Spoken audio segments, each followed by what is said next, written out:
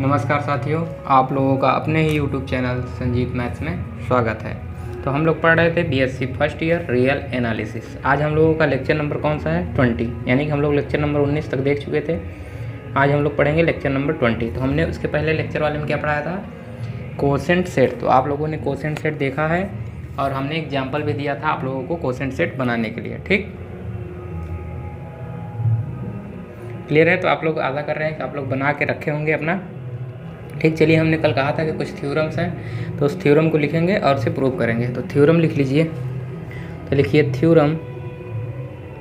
Theorem क्या है उसको पहले समझिएगा ध्यानपूर्वक, उसके बाद प्रूफ पर हम लोग चलेंगे। ज़्यादातर लड़के क्या करते हैं, प्रूफ को देखने का प्रयास करते हैं। सबसे पहले थ्योरम को समझें। अगर थ्योरम को ही आप अच्छे से समझ लेंगे कि यानी कि वो पूछ क्या रहा है, कह क्या रहा है, उसको समझेंगे, तभी आप लोग प्रूफ को भी अच्छे से समझ पाएंगे। तो चलिए लिख लीजिए। कह रहा है late X be a non-empty set and R be an equivalence relation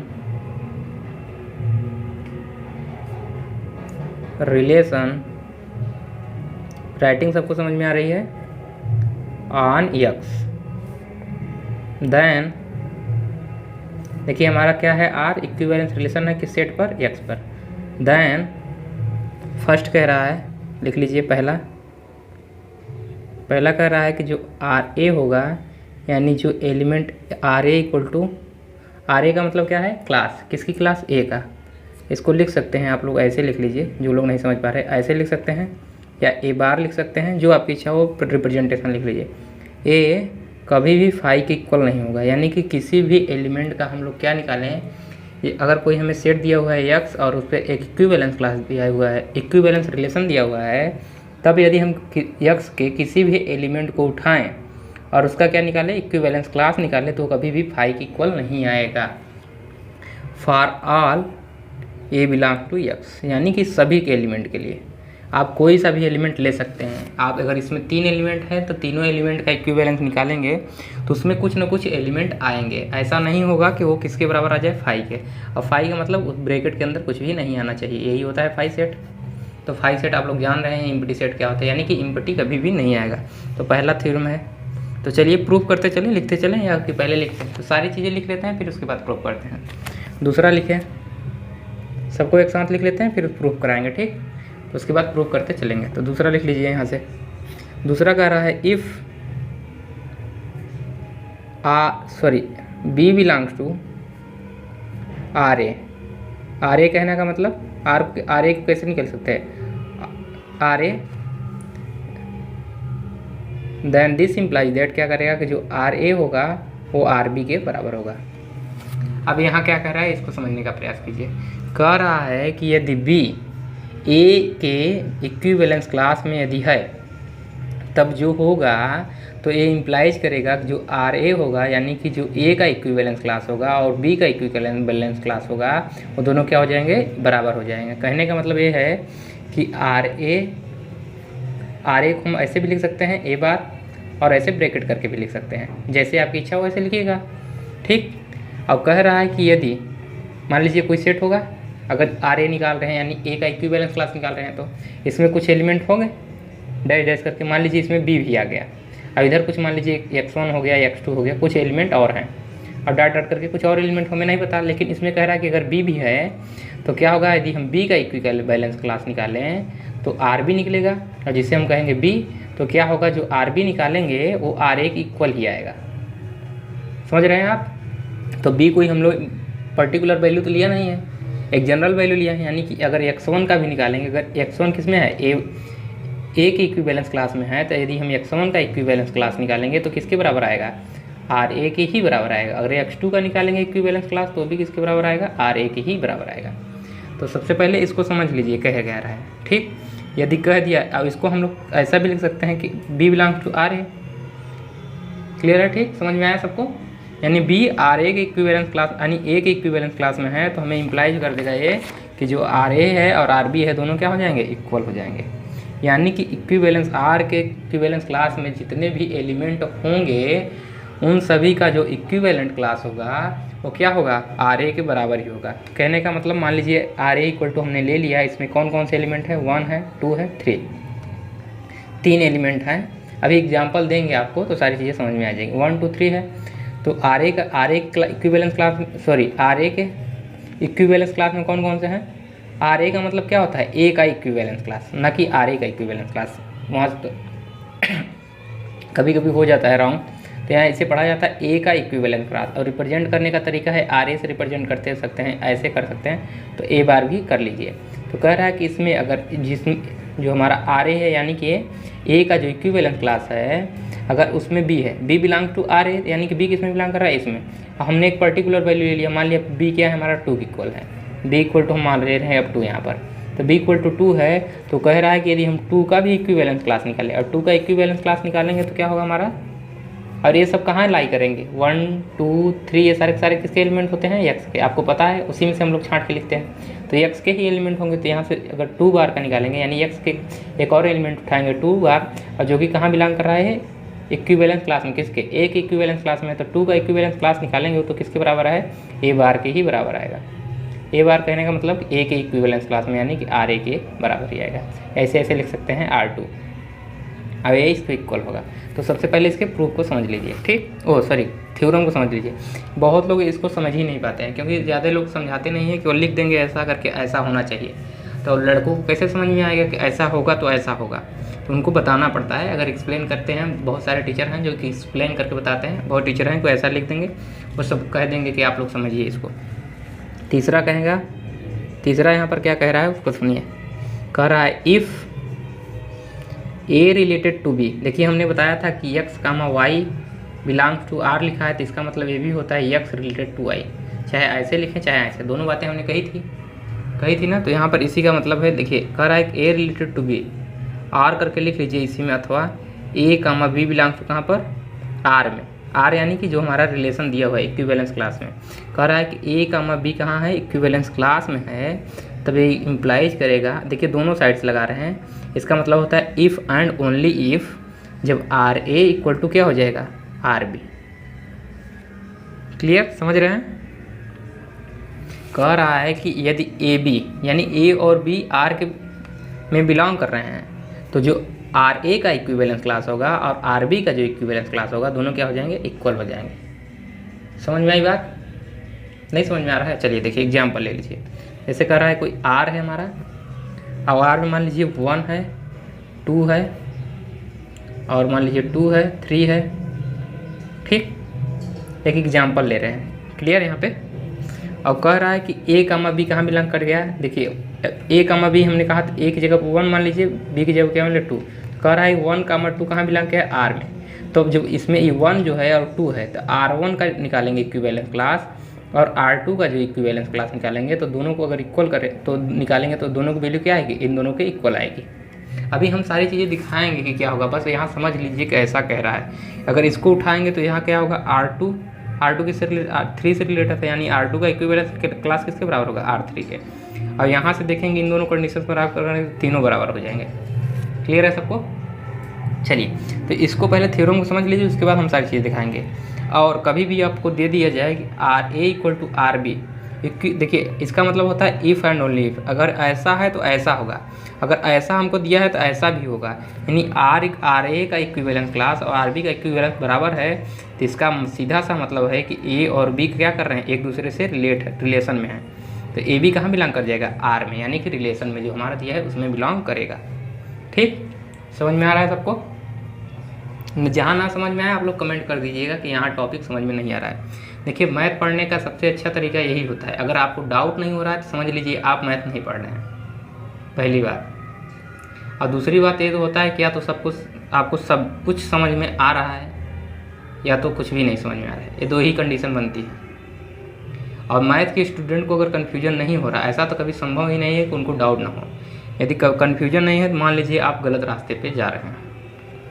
और 4th नंबर देख लीजिए यहाँ से, 4th नंबर कह रहा है कि आर ए यानी कि ए का इक्विवेलेंस क्लास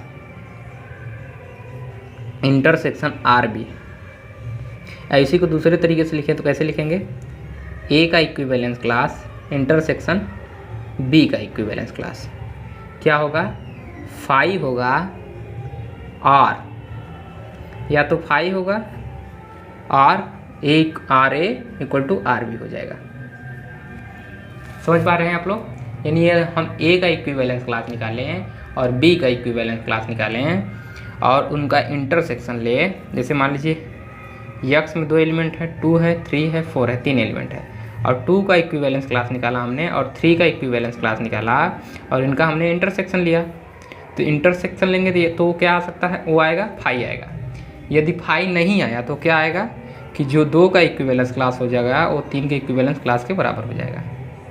समझ पा रहे हैं आप लोग? बात कह रहा है कि यदि 2 के इक्विवेलेंस क्लास का और 3 के इक्विवेलेंस क्लास का इंटरसेक्शन ले तो क्या आना चाहिए, फाई, यानी उसमें कोई भी एलिमेंट कॉमन नहीं आना चाहिए। यदि कॉमन एलिमेंट एक भी एलिमेंट कॉमन उसमें आया तो आप देखेंगे कि जो सारे के सारे एलिमेंट क्या हो जाएंगे, उसमें बराबर हो जाएंगे। 2 का एलिमेंट 3 के एलिमेंट से पूरा का पूरा बराबर हो जाएगा, यानी कि जो 2 का इक्विवेलेंस क्लास होगा वो 3 के इक्विवेलेंस क्लास के बराबर हो जाएगा। यानी हमने कुछ इसके पहले जो हमने प्रूफ कराए थे, इसके पहले जस्ट हम या कुछ क्वेश्चन कराए थे उसमें हमने दिखाया भी था कि एक एलिमेंट कॉमन हुआ तो सारे एलिमेंट कॉमन हो गए थे। तो यहाँ तक आप लोगों ने समझ पाया? तो सबसे पहले हमें थ्योरम को ही समझाना था, तो आप लोग थ्योरम, चारों थ्योरम समझ गए होंगे। और ये सबसे मोस्ट इम्पॉर्टेंट है, मोस्ट इम्पॉर्टेंट। जितनी चीज़ें हम मोस्ट इम्पॉर्टेंट जहाँ जहाँ बताएंगे उसका रिवीजन, कहने का मतलब है उसका रिवीजन आप लोग डेली करेंगे पढ़ने के बाद, ठीक? क्योंकि उसके एग्ज़ाम में आने के चांसेस सबसे ज़्यादा होते हैं और इससे तो पूछा ही जाता है, एक ना एक पूछ लिया जाएगा इसमें से। तो आप लोग इन चारों को ध्यान में रखिएगा। अब चलिए प्रूफ की ओर बढ़ते हैं। तो चलिए प्रूफ देख लेते हैं। तो प्रूफ देखेंगे, पहले क्या देखेंगे, प्रूफ फर्स्ट का, ठीक?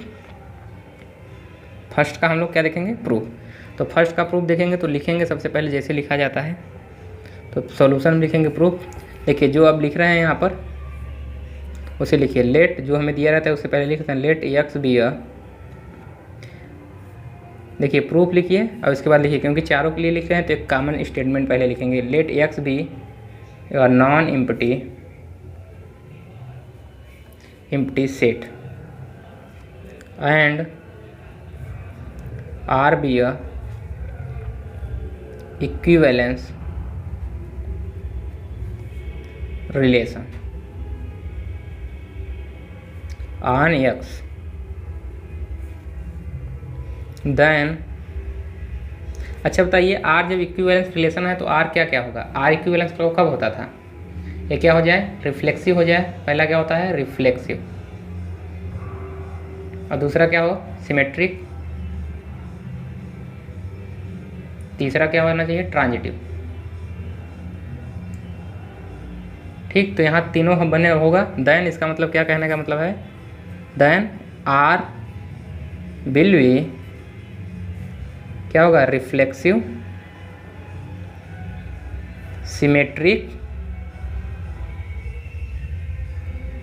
एंड क्या होगा, एंड क्या हो जाएगा, ट्रांजिटिव।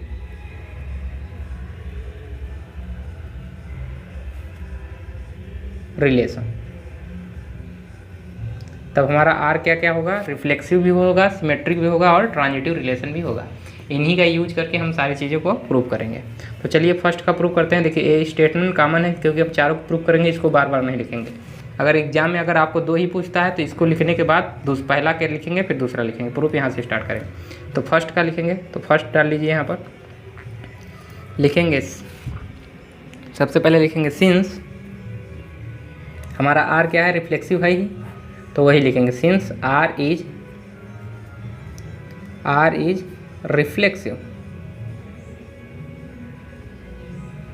रिफ्लेक्सिव है, देयरफॉर इसीलिए क्या होगा, आर क्या है,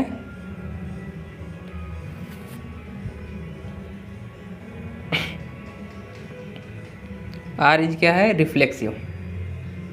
इतनी बातें पता है। तो सबसे पहले इसे लिखने से पहले एक स्टेटमेंट और लिख लीजिए, उसके बाद लिखिए तो ज़्यादा अच्छा रहेगा। तो केस 1 है तो हमें प्रूव करना है, तो हमारा इक्विवेलेंस क्लास क्या है, सबसे पहले उसको लिखते हैं। तो यहाँ लिखेंगे सिंस, देखिए एक्स में कोई एलिमेंट होगा तो हम मान ले रहे हैं सिंस, या तो हम लोग मान ले रहे हैं लेट, हमने मान ला ए बिलोंग्स कहाँ पर, एक्स, एंड कोई एलिमेंट लेना होगा एक्स में ना, अगर इक्विवेलेंस क्लास प्रूव करना है तो उसे दिखाना होगा पहले। तो लेट हमने माना कि ए कहाँ बिलोंग कर रहा है, एक्स, एंड ए का जो इक्विवेलेंस क्लास है क्या है बता दीजिए, एक्स बिलोंग्स टू एक्स, यानी उन सभी एक्स का क्या समुच्चय या सेट जो क्या हो ए से रिलेटेड हो, यानी ए से जितने भी एक्स रिलेटेड हों उन सभी एक्स का क्या होगा रिलेशन, यानी ए कामा एक्स कहाँ बिलोंग करें, आर में, इक्विवेलेंस क्लास में, सॉरी इक्विवेलेंस रिलेशन में। तो ए कामा एक्स कहाँ मिलना चाहिए हमें, आर में। यही था ना कि ए कामा एक्स कहाँ मिले, आर में। ए कामा एक्स कहने का मतलब, इसको बहुत लोग नहीं समझ पाएंगे तो यहाँ पर और करके लिख लीजिएगा इसके आगे आर, अथवा इसी को बोल रहे हैं कैसे लिखा जा सकता है कि ए रिलेटेड टू एक्स, दूसरे स्टेटमेंट में ऐसे लिखा जा सकता है। तो आप ऐसे भी करके लिख सकते हैं, और करके लिख सकते हैं आप लोग, और एक एक्स रिलेटेड टू ए, दोनों तरीके से बताए थे। और ब्रैकेट यहाँ बंद कर लीजिए, अब समझ में आया होगा आप लोगों को। जब ऐसा लिखते हैं तो बहुत लोग कन्फ्यूज हो जाते हैं कि ऐसे कैसे लिख दिए। तो ऐसा लिखेंगे तो आप लोगों को समझ में आए कि ए किससे रिलेट कर रहा है, एक्स से। इसका मतलब भी क्या है, एक्स किससे रिलेट कर रहा है, ए से। ठीक, समझ में आ गया। तो ये हमारा जो था उसको हमने लिख लिया। इक्विवेलेंस क्लास का पहले डिफिनीशन लिखा हमने, समझ में आ रहा है कि ए बिलोंग टू कहाँ पर, एक्स, एंड जो इसका इक्विवेलेंस लिखा जाएगा कैसे लिखा जाएगा, ऐसे। सबको क्लियर हो गया। अब यहाँ लिखेंगे सिंस आर क्या है बताइए, आर इज रिफ्लेक्सिव, देयरफॉर, इसीलिए क्या हो जाएगा, therefore it must be, therefore या ऐसे लिख लीजिए यहाँ से, देयरफॉर इसीलिए क्या होगा, जो हमारा देखिए ए है, ए कहाँ बिलोंग कर रहा है, एक्स में, तो ए कामा ए भी कहाँ बिलोंग करेगा, देखिए जो हमारा ए कामा एक्स आर में है तो ए कामा ए भी तो होगा आर में। क्यों, क्योंकि यदि ए कामा एक्स बिलोंग कर रहा है आर में, क्लियर है सबको। और ए कहाँ बिलोंग कर रहा है, ए में, ए कहाँ बिलोंग कर रहा है, एक्स में, सेट एक्स में। मान लीजिए कोई सेट ए एक्स है, इसमें या ए है डॉट डॉट करके और सारे एलिमेंट होंगे।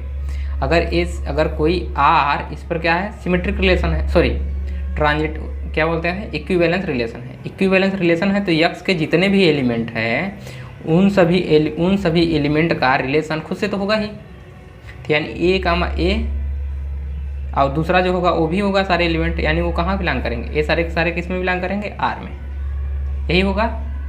तो ए का ए से तो रिलेशन है ही, तो यानी कि जो ए कामा ए होगा, ए का ए से रिलेशन है, यानी एक जो ए का इक्विवेलेंस क्लास होगा हो, तो ए का ए से रिलेशन है तो ए भी आएगा इसके इक्विवेलेंस क्लास में। समझ में आ रहा है सबको। तो इक्विवेलेंस क्लास में क्या आएगा, ए आएगा। तो वही हम बताएंगे कि ए कामा ए कहाँ बिलोंग करेगा, आर में बिलोंग करेगा। यहाँ से आप लोग देख पा रहे हैं, तो यही यहाँ तो लिखेंगे देयरफॉर, इसीलिए ए कामा ए कहाँ बिलोंग करेगा, आर में बिलोंग करेगा कि नहीं, पहले ये बताइए आप लोग, बिलोंग करेगा। इतनी बातें क्लियर हो गई। अगर ए कामा ए आर के बिलोंग कर रहा है तो यहाँ से हम लोग क्या कहेंगे, दिस इम्प्लाइज दैट, तो ये इम्प्लाइज करेगा, क्या इम्प्लाइज कर देगा यहाँ से कि ए कामा ए अगर आर में बिलोंग कर रहा है तो ए की इक्विवेलेंस क्लास में उन सभी ए का सेट लेना है जो ए से रिलेटेड हो, तो ए खुद से रिलेशन में है, तो इसके इक्विवेलेंस क्लास में जो ए है तो ए तो आएगा ही आएगा, ए आएगा, कोई और एलिमेंट आए चाहे ना आए, ए तो आएगा ना ए की इक्विवेलेंस क्लास में, कि नहीं आएगा। जैसे आर में आप लोग देख लिए कि ए कामा ए आर में है, इतनी बातें पता चल गई। और हम से ए कहाँ बिलोंग कर रहा है, एक्स में, और ए का हम इक्विवेलेंस क्लास निकाल रहे हैं। ठीक, तो ए का इक्विवेलेंस क्लास निकालेंगे तो उन सभी एक्स का रिलेशन लेंगे। यहाँ पर जैसे बताया कि एक्स का रिलेशन यानी जो ए से रिलेशन में हो, तो ए का ए से भी तो रिलेशन है तो ए भी तो आएगा, तो ए यानी कि इसके इक्विवेलेंस क्लास में आएगा। तो एक ऐसा एलिमेंट हमें मिल गया ना कि जो ए में है, यानी डेफिनेटली ए कहाँ आएगा, ए में आएगा। तो ए हमें ए के इक्विवेलेंस क्लास में मिल गया, यानी एक एलिमेंट हमें ऐसा मिल गया जो कि ए के इक्विवेलेंस क्लास में हमेशा होगा। यानी कि जितने भी हम अगर बी का निकालेंगे, बी बार निकालेंगे, तो बी हमेशा बी के इक्विवेलेंस क्लास में होगा। ये हमेशा याद रखिए, यदि हमें कोई इक्विवेलेंस रिलेशन दिया है तो यही हमें प्रूव करना था। तो ए अगर ए के इक्विवेलेंस क्लास में है तो यानी एक एलिमेंट ऐसा हमें मिल गया ए जो कि ए के इक्विवेलेंस क्लास में है, तो यानी कि ये जो एक एलिमेंट अब इसके आगे है कि नहीं, हो सकता है ना हो, केवल ए ही हो। तो एक एलिमेंट ऐसा मिल गया यानी कि ये फाई के इक्वल होगा, क्योंकि फाई में कोई भी एलिमेंट नहीं होता, जबकि हमें क्या मिल रहा है, एक इक्विवेलेंस क्लास में एक एलिमेंट ए मिल रहा है। तो यहाँ से लिखेंगे देन दिस इम्प्लाइज दैट जो होगा ए का इक्विवेलेंस क्लास जो होगा कभी भी फाई के इक्वल नहीं होगा। यही हमें प्रूव करना था। तो ये हमारा यहाँ पर एक प्रूफ हो गया। तो यहाँ लिख सकते हैं, लिख देंगे हेंस प्रूव्ड। ये पहले का स्टेटमेंट का प्रूफ हुआ। ठीक, आगे बढ़े आप। चलिए, अगर किसी को डाउट हो रहा हो तो एक एग्जांपल ले दें हम यहाँ पे। चलिए एग्जांपल ले लीजिए। यक्स इक्वल टू कोई पर्टिकुलर वैल्यू नहीं ले लेते हैं, 1 2 3, छोटा सा एग्जांपल लेते हैं जिससे आप लोगों को समझ में आए। और इस पर एक इक्विवेलेंस क्लास छोटा सा हम डिफाइन करते हैं। इक्विवेलेंस क्लास डिफाइन करेंगे, सॉरी इक्विवेलेंस रिलेशन होगा तो क्या होगा, जितने भी इसमें एलिमेंट है उनका खुद से रिलेशन होना चाहिए। यानी 1, 1 होगा, 2, 2 होगा, 3, 3। ये सारे एलिमेंट तो आने ही हैं आर में, पता है सबको। चलिए, और सारा कुछ भी एलिमेंट लेना हो तो वही ले लीजिए, नहीं तो इसको ही छोड़ दीजिए तब भी ठीक है। तो चलिए ले लेते हैं और सारे एलिमेंट ले लेते हैं। तो यहाँ से ले लीजिए 1, 2 ले लीजिए, और यहाँ से क्या ले लीजिए 2, 1 ले लीजिए। ठीक, यही लेते हैं। तो इसको देख लीजिए इक्विवेलेंस क्लास है कि नहीं। इसके लिए नहीं चेक करना है, इन सब को चेक करेंगे तो ज़्यादा सही रहेगा, क्योंकि इसके लिए तो ये इसमें रिप्रेजेंट है। तो देखिए यहाँ 1 2 से रिलेशन में है, तो 2, 1 है, तो यानी सिमेट्रिक भी हो गया। इनका तो उल्टा तो हो यही रहेगा। अब ट्रांजिटिव के लिए चेक करें तो 1, 1 है, तो क्या 1 किसी से रिलेटेड है, 2 से है। तो 1 2 से है, तो क्या 1 2 से है। यानी कि 1 किससे है, 1 से रिलेशन, और 1 किससे रिलेशन में, 2। यानी 1 से है, 1 2 से है। तो क्या 1, 2 है, तो हाँ है, 1, 2 है। फिर यहाँ देखिए 2 2 से रिलेशन में है, और 2 किसी और से रिलेशन, 2 1 से है। तो क्या 2, 1 है, यानी देखिए कह रहा है कि 2 2 से रिलेशन में है और 2 1 से है। तो क्या 2, 2 रिलेशन में है, यही ट्रांजिटिव देता है ना। तो देखिए 2, 2, तो 2, 1 यहाँ है। ठीक है, यहाँ 3, 3 से रिलेशन है, और इसके आगे कुछ रिलेशन है ही नहीं, तो उसके बारे में चर्चा ही नहीं करेंगे। फिर यहाँ देखिए 1 2 से रिलेशन में है, और 2 किसी और से है, 2 1 से है। तो 1, 1 रिलेशन में है, तो यहाँ 1, 1 भी है। और यहाँ देखिए 2 1 से रिलेशन में है, और 1 2 से रिलेशन में है। तो क्या 2, 2 है, तो बिल्कुल है। और देखिए 1 से है, 1 1 से है, तो 2, 1 है, तो 2, 1 भी है। तो यानी क्या है, इक्विवेलेंस रिलेशन है। अब हम क्या कह रहे हैं कि हमें निकालना है, कोई भी एलिमेंट यहाँ से उठा लीजिए, सबका चेक कर लीजिए, और चेक करके देखिए कि क्या कोई भी ऐसा हमें एलिमेंट मिल रहा है, ऐसा इक्विवेलेंस क्लास किसी एलिमेंट का जो फाई आ रहा हो। चेक कर सकते हैं यहाँ से। चलिए 1 का उठा लीजिए। 1 का उठाएंगे तो क्या मिलेगा हमें, 1 की इक्विवेलेंस क्लास में कौन से आएंगे, वही सभी एलिमेंट कहाँ से, यक्स से, सच दैट इस प्रकार से कि जिसका रिलेशन आर, यक्स हो। ठीक, यानी वे सभी रिलेशन लेंगे, उन सभी एक्स को लेंगे जो 1 से रिलेटेड में है। तो चलिए रखिए यहाँ पर एक्स की जगह पे। तो क्या है, देखिए 1 से 1 रिलेशन है, तो 1। और देखिए यहाँ पर किसी से रिलेशन 1 का 2 से रिलेशन है, तो 2 भी आएगा। और देखिए यहाँ पर 2 का है, तो 2 बार नहीं लिखेंगे, एक ही बार लिखेंगे। तो 1, 2 आया, यानी इसके देखिए ये भी फाई के इक्वल नहीं आया। दूसरा ले लीजिए, 2 ले लीजिए। 2 का निकालेंगे इक्विवेलेंस, तो यही डिफिनेशन लगा दीजिएगा, यहाँ 2 कर लीजिएगा, तो सीधे रख रहे हैं। तो 2 का देखिए किससे किससे है, 2 का 2 से है, तो 2 रखेंगे। और देखिए 2 का 1 से है, तो 1 से करेंगे। यहाँ 2 का 1 से है, तो एक ही बार लिखेंगे। ठीक है, चलिए तीसरा ले लीजिए, इसको उठाइए। 3 का 3 से है, 3 के लिए निकालेंगे, तो देखिए 3 का किससे किससे रिलेशन है, 3 का किससे रिलेशन है, 3 से है, तो 3 का लेंगे। और किसी से रिलेशन है, नहीं है, तो यानी केवल 3 आएगा। तो यानी इसमें देखिए एक एलिमेंट ऐसा मिला, कोई भी ऐसा इक्विवेलेंस क्लास नहीं मिला एलिमेंट का जो कि फाई आ जाए। तो यहाँ पर हमने ये प्रूफ कर दिया। यहाँ पर प्रूफ कैसे किया जाएगा उसको ले लिया हमने। यहाँ पर देखिए पर्टिकुलर वैल्यू लेके दिखा रहे हैं, जबकि यहाँ पर कोई एक जनरल वैल्यू। ठीक, तो प्रूफ करना होगा तो ऐसे दिखाना होगा। ठीक, तो यहाँ एग्जांपल आप लोग नोट कर लीजिएगा, जिनको नोट करना हो। नहीं नोट करना है तो कोई बात नहीं, लेकिन जो अच्छे स्टूडेंट होते हैं, पढ़ने में सही होते हैं, वो सारी बातें नोट करते हैं। तो आप लोग नोट कर लीजिएगा, क्योंकि अभी तो आप लोगों को लग रहा है कि समझ में आ रहा है, लेकिन कुछ समय बाद जैसे ही बीतेगा, आप दूसरे यूनिट में आ जाएंगे, तब आपको लगेगा कि अरे हम नोट कर लिए होते तो ज़्यादा अच्छा था। तो यहाँ तक प्रूफ हो गया दूसरे पहले का। अब चलिए दूसरे के प्रूफ पे चलते हैं। तो चलिए दूसरा प्रूफ देखिए, प्रूफ नंबर 2। ठीक, प्रूफ नंबर 2 कह रहा था हमारा जो, उसको हम लोग लिखेंगे पहले। हमारा प्रूफ नंबर 2 क्या कह रहा है, यहाँ पर देख लीजिए पहले। प्रूफ नंबर 2 कह रहा है B belongs to R A, तब इम्प्लाइज करेगा आर ए किससे रिलेशन में है, आर बी में। ठीक, तो यानी हमें पहले सबसे पहले ले के चलना होगा क्या, कि जो हमारा बी है कहाँ बिलोंग कर रहा है, आर ए में। यानी हमें दिया है कि जो हमारा बी एलिमेंट है वो आर ए की, यानी कि ए की इक्विवेलेंस क्लास में है। तो उसका प्रूफ लिखेंगे। तो चलिए लिखिए प्रूफ दूसरा। यहाँ लिख लीजिए we have to show that क्या दिखाना है उसको लिख लीजिए। We have to show that क्या दिखाना है, if B belongs to R A, तब दिखाना है कि इम्प्लाइज करेगा कि जो आर ए होगा वो आर बी के इक्वल हो, यानी कि ए का जो इक्विवेलेंस क्लास होगा वो बी के इक्विवेलेंस क्लास के बराबर होगा। तो देखिए जो लोग अभी नए नए हैं उन लोग हमेशा जब आर ए लिखें तो बोलेंगे कि ए का इक्विवेलेंस क्लास, बी का इक्विवेलेंस क्लास। तो बार बार जब आप बोलेंगे, प्रैक्टिस करेंगे तो आपको याद हो जाएगा। आप लोग ऐसा मत बोला करिए R A equal to R B, आप लोग ऐसा मत बोलिएगा, आप लोग बोलिएगा ए का equivalence class equal to B का इक्विवेलेंस क्लास, ठीक, जिससे आप लोगों को अच्छी से याद होगा। और हम देखिए यहाँ पर आर ए आर बी लिख रहे हैं, आप लोग क्या लिखिएगा, ए बार यहाँ बी बार, ए का इक्विवेलेंस क्लास बी का इक्विवेलेंस क्लास। रिप्रेजेंटेशन है, ऐसे भी कर सकते हैं, ऐसे भी कर सकते हैं, लेकिन जिसकी रिप्रेजेंटेशन में आप लोग यूज करेंगे ज़्यादा वो आपके प्रैक्टिस में आ जाएगा और आपको जल्दी याद हो जाएगा वो सारी चीज़ें। तो अगर इसको लिखेंगे तो आप लोगों को हमेशा यही नोटेशन याद रहेगा, अगर ऐसे लिखेंगे। लेकिन आप लोग जानते रहिए कि आर ए ऐसे लिखा है तो इसका मतलब ए भी है, ठीक। तो दोनों नोटेशन याद रखिएगा आप लोग। चलें, अच्छा लिख दें, दैट इज दूसरे शब्दों में लिख दें, यहीं भी लिख दें आर, अथवा कैसे लिखा जाएगा, इसी को लिख दे रहे हैं, इसी को लिख रहे हैं दूसरे रूप में, तो दैट इज करके लिख सकते हैं कि जो बी बिलोंग टू करेगा कहाँ पर, ए के इक्विवेलेंस क्लास में, और इम्प्लाइज करेगा कहा कि ए का जो इक्विवेलेंस क्लास है वो बी के इक्विवेलेंस क्लास के। इसी चीज़ को हमने यहाँ दोबारा लिख दिया है, तो आप दोनों नोट कर लीजिएगा, ठीक, दोनों इक्वल है। ऐसा नहीं है कि आर ए का ए नोटेशन है तो दोनों नोटेशन एक ही है, सेम है, ठीक, क्लियर है, बस दिखाने का तरीका अलग अलग है, समझ रहे हैं ना। तो चलिए अब इसका प्रूफ करते हैं, लिखेंगे सिंस हमें दिया हुआ है ना कि बी कहाँ बिलोंग कर रहा है, तो हम इसको लेके चलेंगे और दिखाएंगे कि यहाँ है, ऐसा मिलेगा, ऐसा हमको दिया है। कह रहा है इफ़ यदि ऐसा होगा तो ऐसा होगा, कह रहा है यदि 2 + 2 होगा तो यहाँ पर क्या मिलेगा हमें, 4। ऐसे 2 × 2 यहाँ हमें दिया है तो हमें यहाँ क्या मिलेगा, 4 मिलेगा। यदि 2 + 3 है तो हमें यहाँ क्या मिलेगा, 6। कह रहा है कि यदि हम 2 और 3 लें और इनका गुणा करें, 2 और 3 का गुणा करें, तो आपको दिखाना है कि क्या मिलेगा, 6 के इक्वल मिलेगा, ऐसा आपको प्रूफ करना है। तो 2 × 3 करेंगे तो 6 मिलता है, आप लोगों को पता है। तो ठीक, यहाँ पर हमें प्रूफ करना है, ये दिया है हमको, ये प्रूफ करना है। हमने इम्प्लाइज में बताया था कि अगर हमें 2 + 2 दिया है तो इम्प्लाई क्या करेगा यहाँ से, 4, ठीक।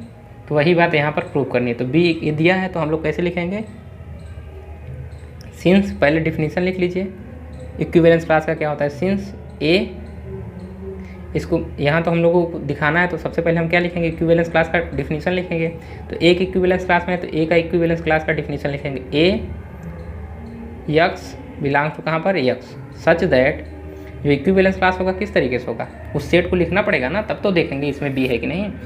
तो A belong to X such that X किस तरीके से है हमारा, कि जो ए का रिलेशन हो जाए किससे, यक्स से हो जाए, उन सभी यक्स का समुच्चय जो ए से रिलेशन में है, बिलोंग्स टू कहाँ पर, आर में, ऐसे लिख सकते हैं। या दूसरे शब्दों में लिखना चाहें इसको तो और लिख सकते हैं, यक्स बिलोंग्स टू यक्स। देखिए यहाँ यक्स लेते हैं तो कभी बहुत लोग कंफ्यूज हो जाते हैं कि यहाँ पर यक्स क्यों लिया जा रहा है। आप वाई ले सकते हैं, जेड ले सकते हैं, यानी ये एलिमेंट दिखाना है तो एक एलिमेंट जनरल तो लेना ही होगा, एलिमेंट कोई ना, तो आप कुछ भी एलिमेंट ले सकते हैं यहाँ पर, सच दैट, तो वहाँ पर डेफिनेशन बदलेगी, यहाँ पर एक्स वाई लेंगे तो यहाँ पर वाई रखेंगे, तो इसको लिख सकते हैं ए रिलेटेड टू एक्स। तो ऐसे भी लिख सकते हैं, जिनको जो अच्छा पढ़े, या बहुत लोग दोनों लिखना चाहें तो दोनों लिख लीजिए, जिनको एक ही लिखना है वो एक ही लिखिए, लेकिन एग्जाम में आप लोग एक ही लिखिएगा क्योंकि आपका समय जाएगा। तो वहाँ पर प्रोफेसर सारी चीज़ें समझते रहते हैं, बस आपको लिखना है। तो यहाँ पर देख लें, ऐसे लिख दीजिए, ठीक। अब चलिए इसके आगे लेते हैं, जगह तो है नहीं यहाँ पर, तो यहाँ देखिए अब ध्यानपूर्वक, समझ में आ रही सभी को बातें। चलिए यहाँ से देखते हैं अब हम लोग, धैर्यपूर्वक देखिए और समझिए अच्छे से। तो लेट हम लोग मानेंगे कि क्या, कि लेट बी बिलोंग्स कहाँ पर, ए, यानी बी कहाँ बिलोंग कर रहा है, ए के इक्विवेलेंस क्लास में, ऐसा तभी वहाँ लिखा गया ना, इफ़ बी बिलोंग्स टू कहाँ, ए, तो इसीलिए हमने माना क्या, हम बी क्यों मान रहे हैं ए के इक्विवेलेंस क्लास में, वहाँ क्योंकि प्रूव करना है कि यदि बी कहाँ बिलोंग करेगा, ए के इक्विवेलेंस क्लास में, तो हमें प्रूव करना है ए कहाँ बिलोंग करेगा, A B belongs to R. तो यहाँ से हम लोग लिख सकते हैं कि जो ए कामा बी होगा वो कहाँ बिलोंग करेगा, बताइए, आर में।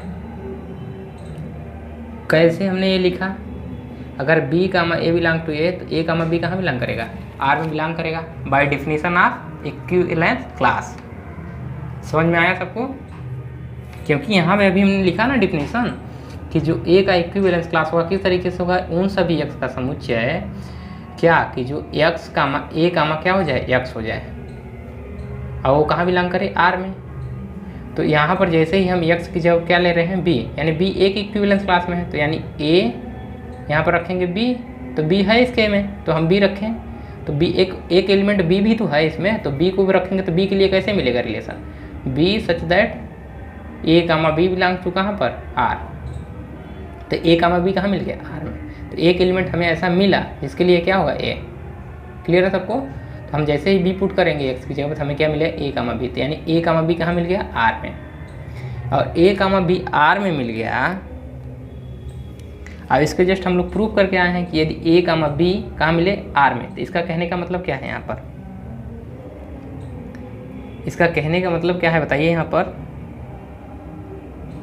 a कामा b कहाँ बिलोंग कर रहा है, R में, और हम a का क्या निकाल रहे हैं, इक्विवेलेंस क्लास निकाल रहे हैं। ठीक, a का क्या निकाल रहे थे हम लोग, इक्विवेलेंस क्लास। तो आपको पता होगा, इसको हम लोग लिख सकते हैं b कामा a का होगा, R में होगा, क्योंकि R क्या होगा, सिमेट्रिक। तो यहाँ लिख लीजिए बगल में, since R is symmetric. Symmetric हमने लिखा है ऊपर पहले ही, क्योंकि R सिमेट्रिक भी होगा, रिफ्लेक्सिव है ही, तो रिफ्लेक्सिव है एंड सिमेट्रिक है एंड ट्रांजिटिव है। तो सिमेट्रिक है तो हम क्या लिख सकते हैं, अगर a कामा b R में है तो b कामा a भी कहाँ होगा, R में होगा ना, कि नहीं होगा। जैसे 2 कामा 3 है R में, और 3 कामा 2 यदि R में नहीं हुआ तो R क्या सिमेट्रिक रह जाएगा, नहीं रह जाएगा, यानी कि 3 कामा कहाँ होगा, 2 R में। ठीक इसी प्रकार a कामा b अगर R में है तो क्या b कामा a R में नहीं होगा, होगा ना। तो इसीलिए हम लोग लिख पाए हैं b comma a belong to R। यहाँ पर लिख दीजिएगा R इज सिमेट्रिक, तभी हम लोग ऐसा लिख पाए हैं। और यहाँ पर देखिए b रिलेटेड टू a, यानी b किससे रिलेशन में, a से है, और ये कहाँ बिलोंग कर रहा है, R में। ठीक, इतनी बातें पता चल गई। और यदि हम b का इक्विवेलेंस क्लास निकालें तो क्या आएगा, उन सभी x का समुच्चय जो कि x रिलेटेड टू b, या कह सकते हैं दूसरे शब्दों में उन सभी x का रिलेशन जिसके लिए b कामा x कहाँ मिले, R में। और हमें यहाँ पर एक एलिमेंट ऐसा मिल गया x सच दैट जो b रिलेटेड टू a कहाँ मिल रहा है, R में मिल रहा है। ऐसा मिला है, हमें दिख रहा है सबको। तो a कामा b और x की जब हमने क्या रख दिया, a। तो आप लोग देख पा रहे हैं कि जो b का इक्विवेलेंस क्लास होगा, हमने क्या रखा है यहाँ पर, b। तो यानी b भी कहाँ आएगा, b बताइए कहाँ मिलेगा हमें, x के इक्विवेलेंस क्लास में। तो यही हमें प्रूव करना था। तो आप लोगों को पता चल गया क्या हुआ, जो a comma b belong to R, तो a कहाँ भी बिलोंग करेगा, b में। क्लियर। तो यहाँ से आप लोग इम्प्लाइज कर देंगे तो क्या हो जाएगा हमारा, कि किसके इक्विवेलेंस क्लास के बराबर है, किसका इक्विवेलेंस क्लास होगा, बताइए। किसी को समझ में आ रहा है कि नहीं समझ में आ रहा है, पहले बता दीजिए। अगर नहीं समझ में आ रहा है तो आप लोग कह सकते हैं कि नहीं समझ में आ रहा है। चलिए, तो यहाँ से क्या इम्प्लाइज करेगा बताइए। तो जो हमारा RA होगा किसके बराबर हो जाएगा, RB के, या इसी को हम लोग लिख सकते हैं A या B। ठीक, तो यहाँ से ऐसे आ जाएगा हमारा RA इक्वल टू RB। समझ में आया सबको, कैसे आया, समझ में आ रहा है कि नहीं। बहुत लोगों को समझ में ही नहीं आता है। समझ में आ रहा है सबको, क्लियर है सबको कि नहीं। यहाँ से जो A का इक्विवेलेंस क्लास होगा किसके बराबर हो जाएगा, B की इक्विवेलेंस क्लास के, क्योंकि B रिलेटेड टू A। ठीक, क्योंकि B किससे रिलेशन में आ गया, A से। तो यही हमें दिखाना था। यहाँ जैसे ही आ जाएगा बाइसिमेट्रिक, तो क्या होगा, इधर जो लिखा गया है वो किसका लिखा गया है, B लिखा गया है, यानी B का इक्विवेलेंस क्लास। अब इधर क्या लिखा है, A, यानी किसके इक्विवेलेंस क्लास के बराबर, A के इक्विवेलेंस क्लास के बराबर। क्लियर।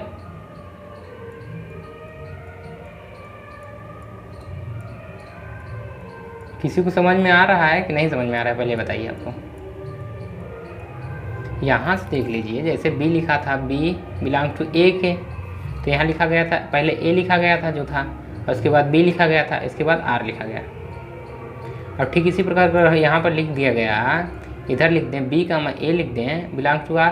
तो पहले कौन लिखा जाएगा, B का इक्विवेलेंस क्लास, सॉरी यहाँ लिखा जाएगा B पहले लिखा है, और इधर A लिखा है, तो A कहाँ बिलोंग करेगा, A बिलोंग टू कहाँ पर, B के इक्विवेलेंस क्लास। ये दोनों इक्वल होंगे कि नहीं होंगे, पहले बताइए आप लोग। डेफिनेटली इक्वल होंगे।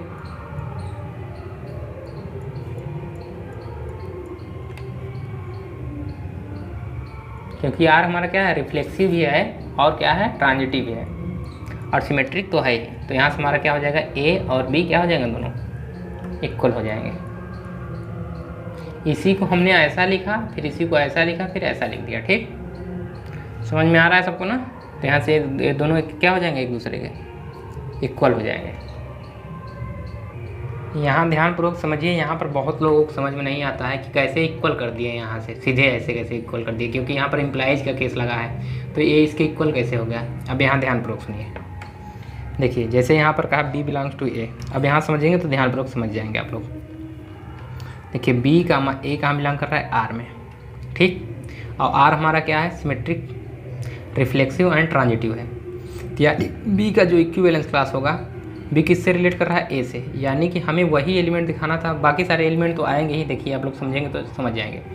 यानी हमें दिखाना था कि जो ए होगा एलिमेंट वो बी के इक्विवेलेंस क्लास में आ जाए। तो आपको यहाँ से पता चल गया, यहाँ से बस यही हमें पता चलता है कि जो बी है, बी का इक्विवेलेंस क्लास है, उसके क्लास में क्या आएगा, ए आएगा। यहाँ से केवल यही बात पता चला अगर आप लोग देखेंगे तो। यानी कि अगर यहाँ ध्यानपूर्वक देखिए, वहाँ जगह नहीं है तो यहाँ देख लीजिए, बी का ए है बिलोंग्स टू आर। तो यहाँ से इम्प्लाइज हुआ, इसका मतलब कि क्या हुआ कि जो हमारा ए है वो किसके इक्विवेलेंस क्लास में चला गया, बी के। यदि हम बी का इक्विवेलेंस निकालेंगे तो ए, क्योंकि बी किससे रिलेशन में, ए से। और उन सभी ए का लेंगे सेट, अगर बी को निकालेंगे तो उन सभी एक्स को लेंगे जो कि किससे रिलेशन हो, बी से। तो बी से क्या है, ए भी रिलेशन है, यानी बी, तो ए हमारा कहाँ आ गया, बी के इक्विवेलेंस क्लास में। तो यानी ए हमारा क्या आ गया, बी के इक्विवेलेंस क्लास में। इतनी बातें पता चली। ठीक, इतनी बातें तो सबको पता चल गई। ये तो समझ में आ रहा होगा कि ए बी के इक्विवेलेंस क्लास में है। लेकिन यहाँ पर बराबर का चिन्ह कैसे लगा सकते हैं, इसको देखिए। अब क्या होता है कि आर हमारा क्या होता है, सिमेट्रिक, और ए कोई पर्टिकुलर वैल्यू तो है नहीं कि 1 ले लिए तो 1 2 के इक्वल नहीं होगा, 3 के इक्वल नहीं होगा। ए क्या है, एक जनरल वैल्यू है, यानी ए कुछ भी हो सकता है, एक्स से उठेगा कुछ भी होगा। और यहाँ देखिए बी भी जो निकलेगा वो एक्स से ही निकलेगा और बी भी कुछ होगा, आपको नहीं पता क्या होगा। ठीक, क्लियर है सबको, ध्यानपूर्वक समझिएगा, फिर कोई समझाएगा नहीं आपको, यहाँ लिखना होगा आपको ऐसे ही करके, ये दोनों इक्वल हो जाएंगे यहाँ पे। और बस इसको समझा रहे हैं क्योंकि कोई समझाता नहीं है यहाँ पर ज़्यादातर, तो आप लोग समझ लीजिए इसको। तो देखिए ए किसके में गया, एक्स में गया, और बी भी एक्स में है। तो ए का जैसे ही इक्विवेलेंस क्लास निकालेंगे तो उन सभी एक्स को यहाँ लेंगे, उन सभी एलिमेंट को लेंगे जो ए से रिलेशन में है। तो हमें तो बहुत सारे एलिमेंट मिलेंगे, मान लीजिए यहाँ पर मिलेगा 2 मिल गया, 3 मिल गया, और कुछ भी एलिमेंट मिलेंगे। लेकिन यहाँ पर क्या मिला, बी भी मिल गया, बी मिला। अब बी कोई पर्टिकुलर वैल्यू नहीं था, जनरल वैल्यू हमने लिया था। अब बी कुछ भी हो सकता है, बी 2 भी हो सकता है, बी 3 भी हो सकता है। यानी कोई भी एलिमेंट लेंगे वो किससे रिलेशन में होगा, ए से रिलेशन में होगा ही होगा। ठीक, यानी यहाँ पर बी क्या हो सकता है, जितने भी एलिमेंट इसके अंदर आएंगे उसमें से कोई भी वैल्यू बी हो सकती है। ठीक, सभी के लिए सेटिस्फाई है कि वो कहाँ किससे रिलेशन में होगा, ए में। और ठीक इसी प्रकार ऐसे ही बी हम यहाँ लेंगे तो बी के इक्विवेलेंस क्लास में ए होगा, और ए कोई भी वैल्यू हो सकती है। तो ए 1 भी हो सकती है, 2 भी हो सकती है, 3 भी हो सकती है, 4 भी हो सकती है। यानी जो यहाँ पे होगा वही एलिमेंट कहाँ जाएगा, यहाँ पे। बस यही प्रूव करना था कि ए जो होगा इसके इक्विवेलेंस क्लास में आ जाए। अगर ये नहीं आएगा तो कुछ सारे एलिमेंट अगर इक्वल नहीं है, ए अगर नहीं आया तो क्या होगा, गलत हो जाएगा। तो यही हमें केवल दिखाना था कि जो हमारा ए है किस में आ जाए, ए में। तो यहाँ पर आपको दिख गया कि जो हमारा यहाँ से एक बार लिखना चाहे तो आप लोग लिख भी सकते हैं कि जो हमारा यहाँ से क्या पता चल गया कि जो हमारा ए है किस में आ रहा है, बी के इक्विवेलेंस क्लास में आ रहा है। समझ पा रहे हैं आप लोग सभी लोग? कितने लोगों को समझ में आ रहा है ये बता दीजिए, और कितने लोगों को नहीं समझ में आ रहा है?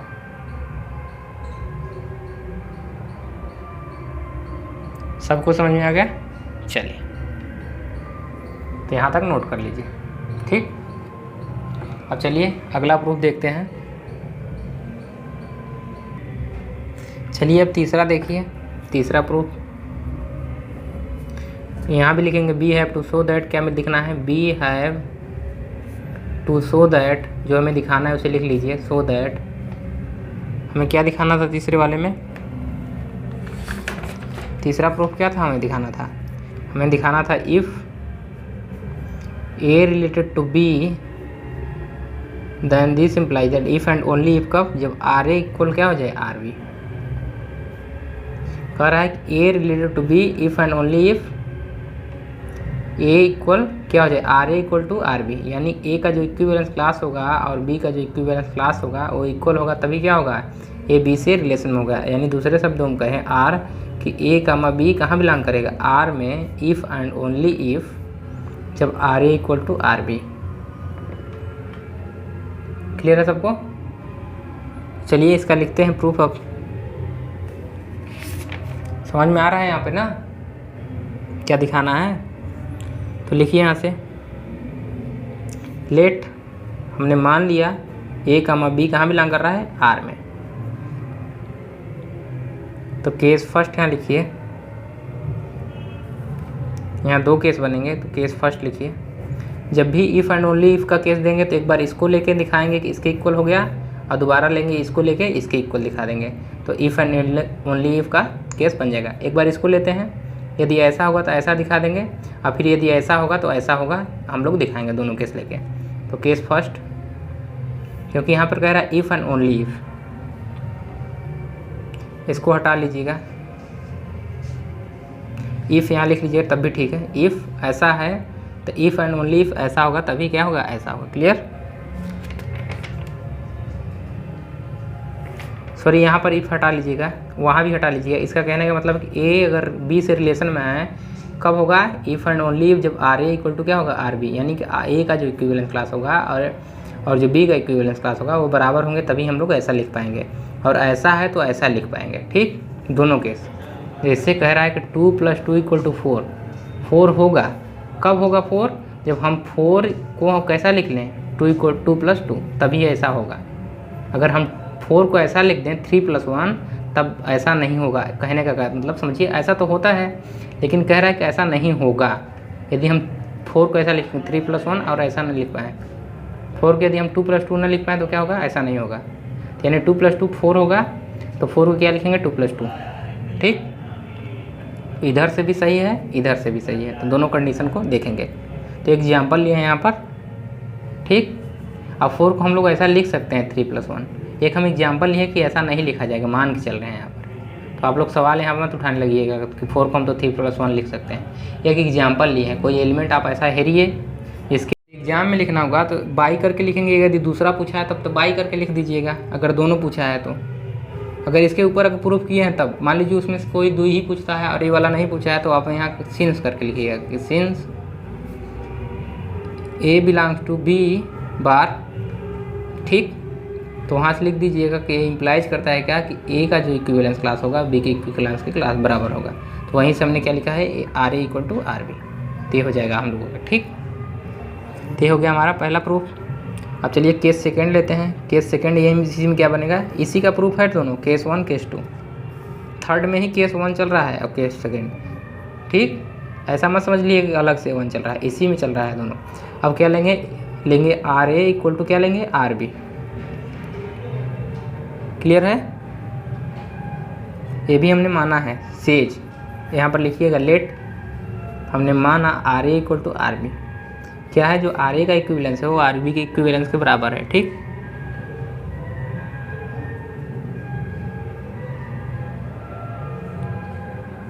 अब हमें क्या शो करना है, टू शो दैट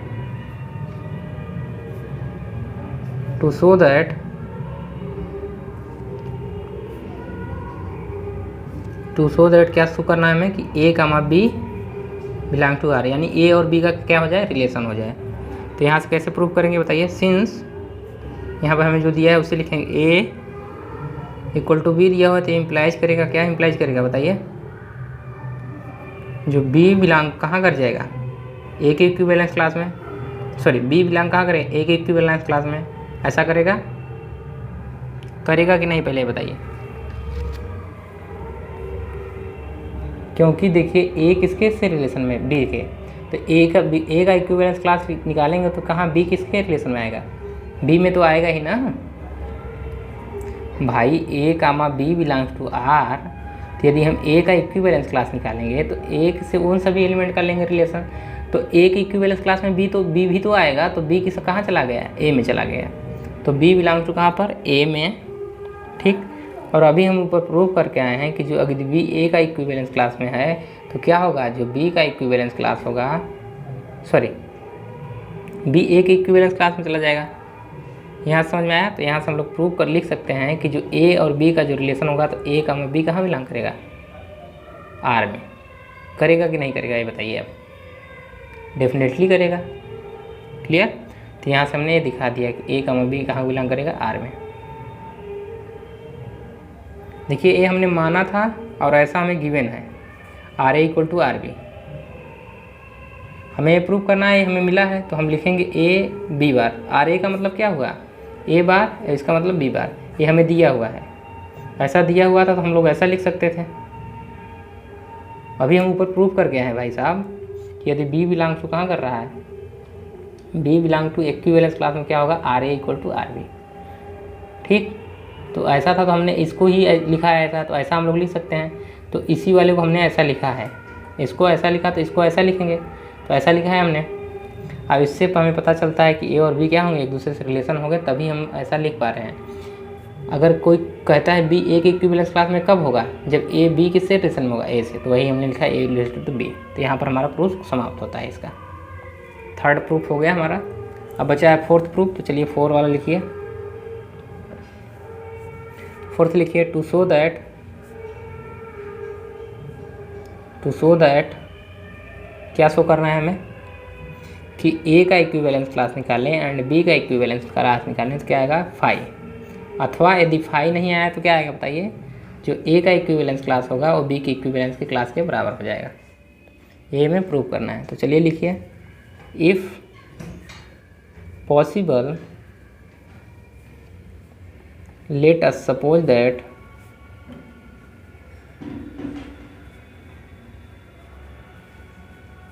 हमने मान लिया कि A intersection B equal to phi.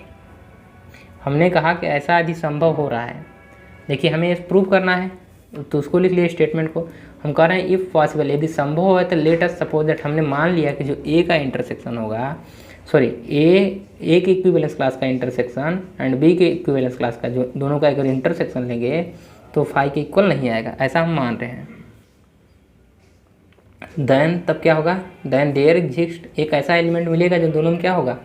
अगर फाई नहीं मिल रहा है तो इसका मतलब क्या होगा? अगर कोई एलिमेंट जैसे ए लिए इंटरसेक्शन बी लिए, यदि ये फाई नहीं है तो फाई नहीं है तो यानी कि इसमें कुछ ऐसे एलिमेंट मिलेंगे जो कि इसमें हो। तो एक ऐसा कुछ एक कम से कम एक एलिमेंट तो मिलेगा ना, तो ऐसे एलिमेंट मिलेंगे जो कि इनमें हों। ठीक, तो ऐसे एलिमेंट यहाँ पर एग्जिस्ट करें। There exist at least one element, कम से कम एक एलिमेंट मिलेगा ही यदि फाई नहीं है तो। इसमें कुछ एलिमेंट होंगे तो यानी कम से कम एक एलिमेंट तो रहेगा ही ज़रूर। तो एलिमेंट कहाँ बिलोंग करें? एक एलिमेंट कुछ भी नाम दे दीजिए, क्या दे दें? जेड दे दें या पी दे दें, कुछ भी जो आपकी इच्छा हो। चलिए पी देते हैं। पी बिलोंग टू कहाँ पर? कहाँ बिलोंग करे? A intersection B. भाई फाई नहीं है तो एक एलिमेंट ऐसा मिलेगा जो कि दोनों में होगा, ए इंटरसेक्शन बी में होगा ही। तो हमने उसको क्या नाम दिया? पी। तो यहाँ से क्या इम्प्लाइज हो जाएगा कि पी बिलोंग टू कहाँ पर? ए में भी होगा एंड जो पी बिलोंग होगा कहाँ पर? बी बार में, बाई इंटरसेक्शन ऑफ सेट।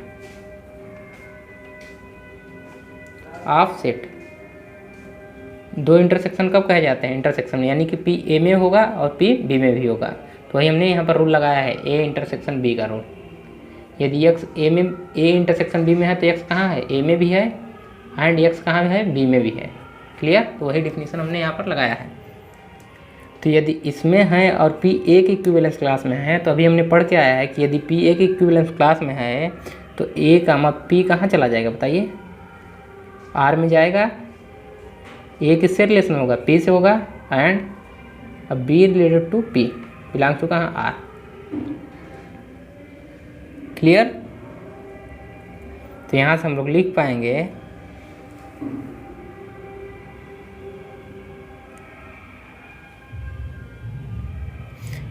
से पाएंगे कि ए का P belongs to R and इसको लिख सकते हैं क्या?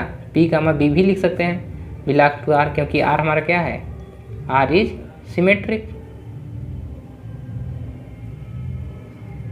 लिखा जा सकता है यदि बी का पी है तो पी का बी भी होगा आर में। तो बाई सिमेट्रिक हमने ऐसा लिखा, क्योंकि सिमेट्रिक रिलेशन तो ऐसा भी होगा, तो हमने ऐसा लिख दिया। ठीक, और यहाँ से हम लोग लिख सकते हैं क्या लिख सकते हैं इसको कि ए जो होगा ए बार होगा वो पी बार के बराबर। हमने अभी दिखाया है कि अगर ए बी से रिलेशन में है तो क्या होगा, ए का जो इक्विवेलेंस क्लास होगा और पी का जो इक्विवेलेंस क्लास होगा इक्वल होगा। इसके जस्ट ऊपर अभी करके आ रहे हैं हम लोग। ठीक, केस नंबर 3 देखिए ध्यानपूर्वक। एंड यहाँ से क्या लिखेंगे, जो पी का इक्विवेलेंस क्लास होगा वो बी के इक्विवेलेंस क्लास के बराबर होगा। ठीक, तो इस प्रकार से अगर ए पी के बराबर है और पी बी के बराबर है तो क्या ए बी के बराबर नहीं होगा, होगा। तो यहाँ से हम लोग दिखा पाएंगे कि जो हमारे क्या हो जाएगा, ए का जो इक्विवेलेंस क्लास होगा वो बी के इक्विवेलेंस क्लास के बराबर होगा। यही हमें प्रूफ करना था, ये हो गया हमारा प्रूफ। यानी कि यदि फाई नहीं हुआ तो क्या हो जाएगा, दोनों इक्वल हो जाएंगे। ठीक, या तो फाई होगा या तो इक्वल हो जाएंगे। तो यही यहाँ पर दिखाना है, या तो ए होगा अथवा ए होगा। आर यहाँ पर लिखा है, आर का मतलब या तो ए वाला केस होगा या तो ए वाला केस होगा। ठीक, या तो फाई मिलेगा या तो दोनों बराबर मिलेंगे। तो यही हमने मान के चला कि फाई नहीं मिल रहा है, तो फाई नहीं मिल रहा है तो ऐसा मिलना चाहिए। तो देखिए यहाँ पर मिला, यदि फाई नहीं हुआ तो यहाँ पर हमारा चारों प्रूफ समाप्त होता है। जिनको अगर जिस प्रूफ में डाउट होगा वो लोग कमेंट कर देंगे, तो हम बाद में आप लोगों को समझा देंगे। ठीक, तो जिस प्रूफ में आप लोगों को नहीं समझ में आया होगा, कम समझ में आया होगा, तो आप लोग बता दीजिएगा कि पहला वाला प्रूफ, सेकंड वाला, थर्ड वाला, फोर्थ वाला। और लिखने का तरीका भी आप लोग याद करिएगा, इस पर प्रैक्टिस करेंगे बार बार तो आप लोगों को ये प्रूफ अच्छे से समझ में आ जाएगा। तो चलिए, आज इस प्रूफ को हम लोग ने देखा। अब कल हम लोग एक नया प्रूफ पढ़ेंगे, थ्योरम पढ़ेंगे, तो उसको लिख लीजिए, थोड़ा सा उसको सुन लीजिए और अपने बुक में देखने एक बार पढ़ने का प्रयास करिए। हम लोग कल पढ़ेंगे fundamental theorem of N equivalence relation. फिर से सुनिए, लिख लीजिए, फंडामेंटल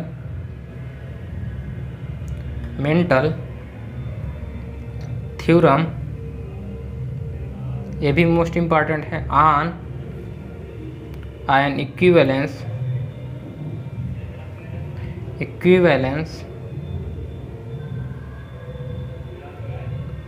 रिलेशन।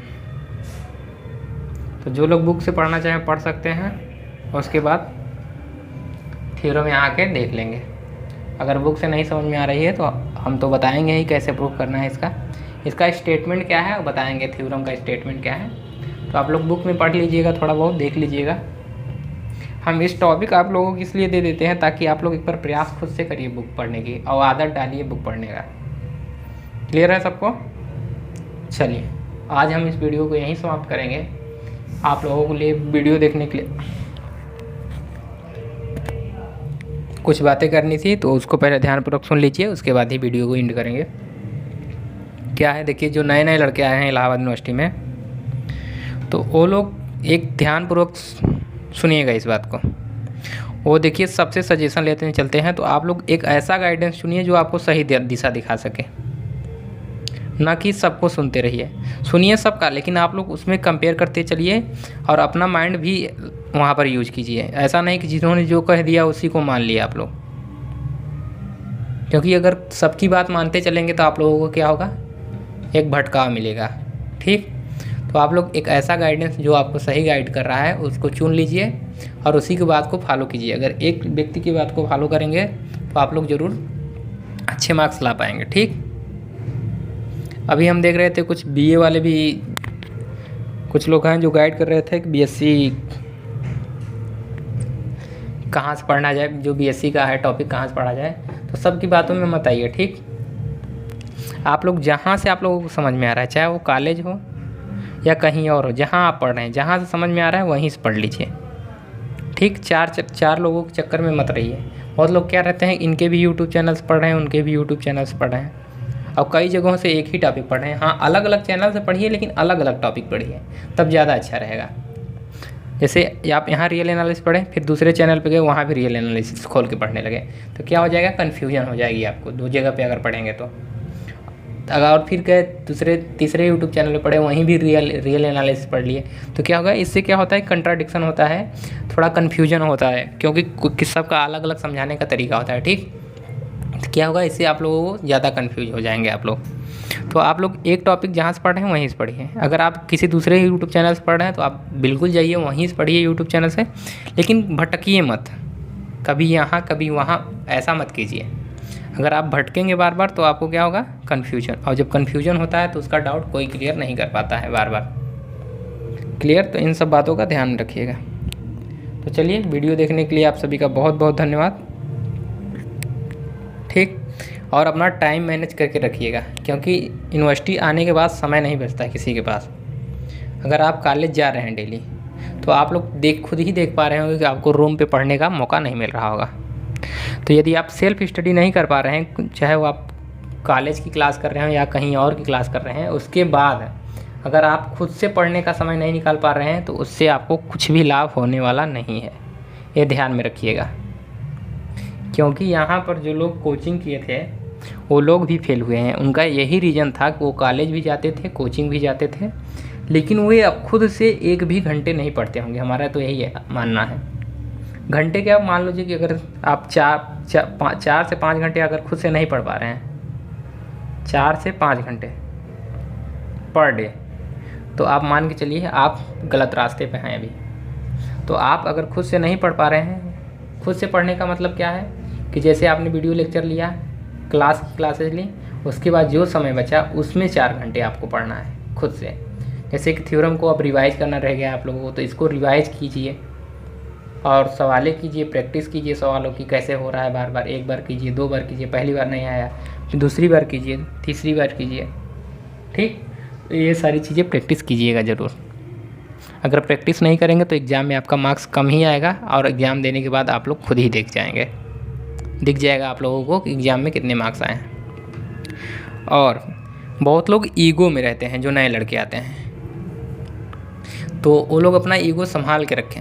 ठीक, नहीं तो क्या होगा कि आप लोगों को यूनिवर्सिटी में ना दिखते देर नहीं लगेगा।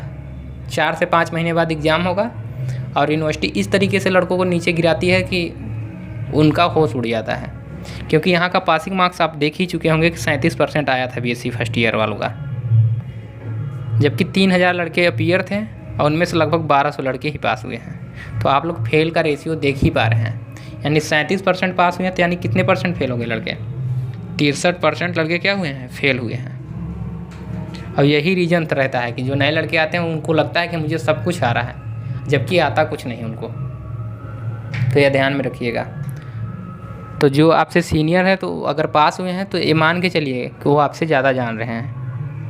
हाँ, अलग सब्जेक्ट में नहीं जानते होंगे आपसे ज़्यादा, लेकिन उस सब्जेक्ट में जो टॉपिक पढ़े हैं, हो सकता है आप पढ़ेंगे तो उनसे भी ज़्यादा जान लें, वो अलग की बात है। लेकिन अभी शुरुआत दौर में आप कम जानते हैं, ये मान के चलिए।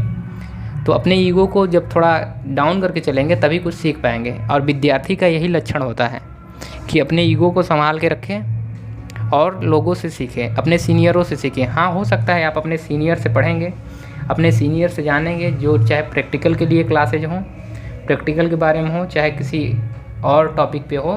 तो अगर आप अपने सीनियर से सीखेंगे तो हो सकता है बाद में सीखने के बाद आप अपने सीनियर से आगे निकल जाएं। वो बहुत अच्छी बात है अगर आप आगे निकलते हैं तो। लेकिन जब नए नए आए रहते हैं, अगर ईगो में आ जाते हैं तो अपने सीनियर से कुछ भी नहीं सीख पाते हैं। और जब आप अपने सीनियर से कुछ नहीं सीख पाएंगे तो वही होगा, भटकाव एक मिलेगा आप लोगों को। और भटकाव के बाद आप लोग ऐसा भटकते हैं कि आप लोगों को यूनिवर्सिटी से ही बाहर जाना पड़ता है। क्योंकि जो लड़के ज़्यादातर बैक लगा होता है, फेल होते हैं, उनकी इतनी क्षमता नहीं होती कि दोबारा वो एडमिशन ले लें। वो इतना हिम्मत नहीं कर पाते हैं कि हम इलाहाबाद यूनिवर्सिटी में दोबारा ले लें, क्योंकि उनको इतना प्रेशर हो जाता है। आप लोग जो लोग फेल हुए होंगे, चाहे जिनका बैक लगा हो, वो बहुत ज़्यादा प्रेशर में रहने लगते हैं कि अब हमारा क्या होगा, अब हमारा क्या होगा। तो इन सारी चीज़ों से बचिए। और बहुत लोग क्या हैं, इलाहाबाद यूनिवर्सिटी में अभी छात्र, जो नए छात्र आए हैं, उनको शायद बहुत लोगों को नहीं पता होगा यूट्यूब चैनल के बारे में, तो वो लोग अभी नहीं पढ़ रहे होंगे। वो लोग यूनिवर्सिटी का ही केवल क्लास कर रहे होंगे। और कुछ लोग तो सोचे होंगे कि एग्ज़ाम के 2 महीने पहले पढ़ेंगे। होता है कि 2 महीने पहले कुछ सीनियर्स बता देते हैं कि 2 महीने पहले पढ़ोगे, उसके बाद पास हो जाओगे। कुछ सीनियर्स ऐसा भी कहेंगे कि हम 15 दिन में पढ़े थे और एग्ज़ाम दिए, हमारे अच्छे मार्क्स आ गए। तो उनकी बातों पर ऐसा भरोसा मत कीजिए कि जो कह देंगे 15 दिन में पढ़े थे। बहुत लोग ये भी कहेंगे कि 2 रात पढ़े थे। यहाँ यूनिवर्सिटी है, तो यूनिवर्सिटी में संभल कर चलिए। आपको अलग अलग लोग अलग अलग तरीके से अलग अलग चीज़ें बताएंगे। तो जो जेन्युइन चीज़ें होंगी उन्हीं चीज़ों पर आप लोग समझ के रखिएगा। अगर आप लोगों को लगता है कि 2 रात में पढ़ के निकल जाएगा, तो आप लोग उनकी बातों को फॉलो कीजिए। आप प्रैक्टिकली सोचिए कि 2 रातों में क्या पढ़ लेंगे आप लोग। आप एक ही यूनिट पढ़ के दिखाइए ना 1 रात में। हाँ, अगर आप शुरू से पढ़े हैं, लगभग जितने महीने हैं आपके पास में, 5 महीने हों या 6 महीने हैं, अगर आप 6 महीने पढ़े हैं तब आप एक रात में सारी टॉपिक क्लियर कर सकते हैं, क्योंकि आपको देखना रहता है, पढ़ना नहीं रहता है उस समय। आपको सारी चीज़ें याद रहती हैं, बस आप लोग दोहराते हैं उस रात को। तो यही रीज़न रहता है। उनका कहने का सेंस यही रहता है कि वो रात में केवल रिवाइज किए थे। उनका कहने का ये मतलब नहीं था कि हमने कभी कापी किताब छुआ नहीं था और रात में पढ़े और हमारा एग्ज़ाम निकल गया। तो इन सारी चीज़ों का ध्यान में रखिएगा। चलिए, नेक्स्ट वीडियो के लिए आप लोग कमेंट जरूर कीजिएगा कि नेक्स्ट वीडियो लाया जाए कि नहीं लाया जाए। क्लियर? तो चलिए, वीडियो देखने के लिए आप सभी का बहुत बहुत धन्यवाद। आप लोग वीडियो शेयर भी कर दीजिएगा जो भी आपके सहपाठी हैं, क्योंकि जो अभी नए छात्र हैं वो बहुत लोग परिचय नहीं है। तो क्या होता है कि अभी 4 से 5 मंथ बाद क्या होने वाला है, एग्ज़ाम। यानी आप मान के चलिए मई तक आप लोगों का एग्ज़ाम हो जाएगा। मई या जून में होगा एग्ज़ाम। तभी बचे हैं 4 से 5 महीने। कुछ लोगों को लगेगा अभी यूट्यूब चैनल के बारे में पता लगने में लगभग बहुत लोगों को 2 से 3 महीने लग जाएंगे। अगर 2 से 3 महीने लग जाएंगे तो 2 से 3 महीने जो टॉपिक वीडियो देखने में लगाएंगे, फिर उसके बाद तो उनका ज़्यादा समय चला जाएगा और उनको रिवीजन का समय नहीं मिलेगा। तो जब आप वीडियो शेयर कर देंगे तो पहले ही पढ़ लेंगे, जिससे उनको बाद में रिवीजन करने का समय मिल जाएगा। तो आप लोग जो भी आपके साथ के सहपाठी हैं तो उनके साथ शेयर ज़रूर कीजिए, जिससे उनको भी लाभ हो सके। तो चलिए, वीडियो देखने के लिए आप सभी का बहुत बहुत धन्यवाद।